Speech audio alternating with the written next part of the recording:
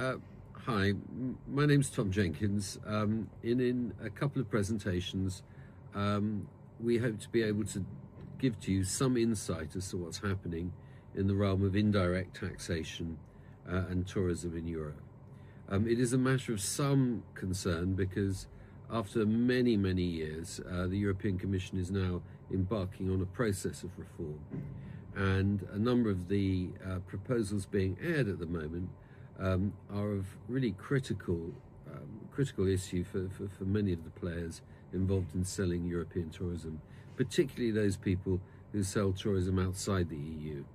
And this is one of our founding issues, the process of taxing tourism outside the European Union.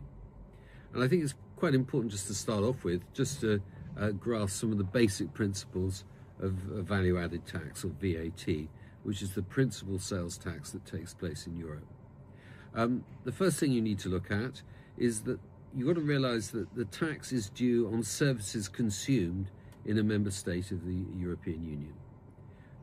Physical things such as cars or toys or clothes are also taxed, but services are also taxed. So you find you pay VAT on hotel rooms, you pay VAT on restaurants, you pay VAT on attractions. And the crucial point of VAT is it's payable on the price charged to the consumer. And so what matters is where this service is enjoyed.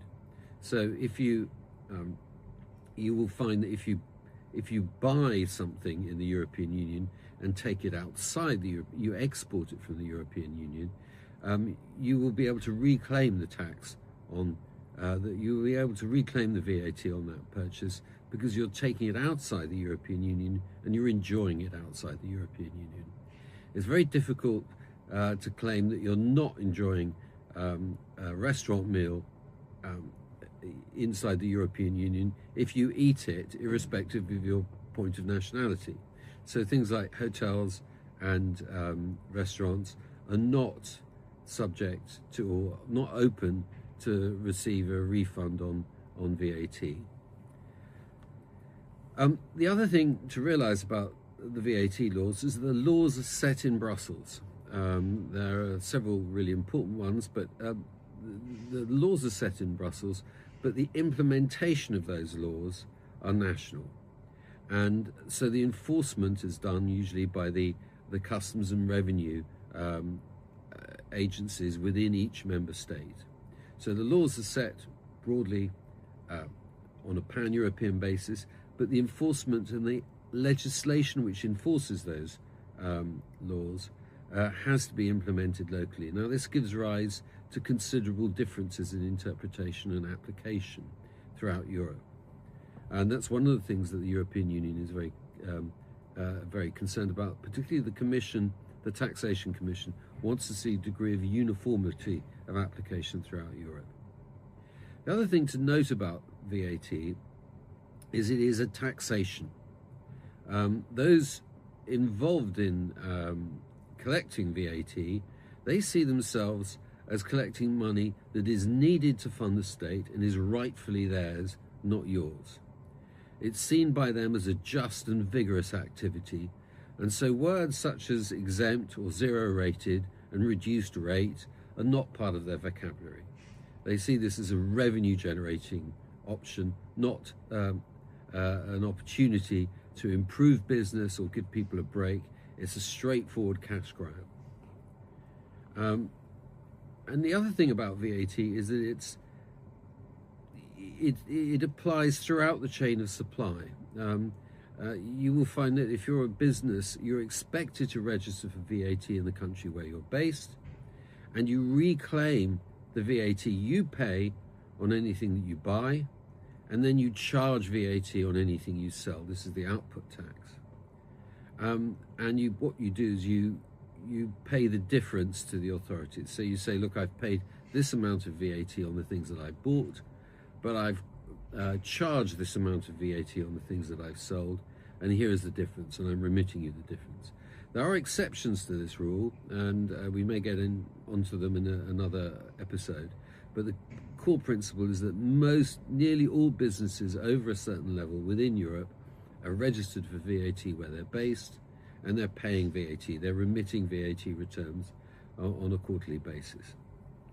The thing to realize is that when I was alluding to the attitude of the VAT authorities to the collection of VAT, there's a famous phrase called "Applumer la poule sans la faire crier," which used to be attributed to Mazarin, who's saying that the great art of taxation is to pluck the chicken without it screaming too much.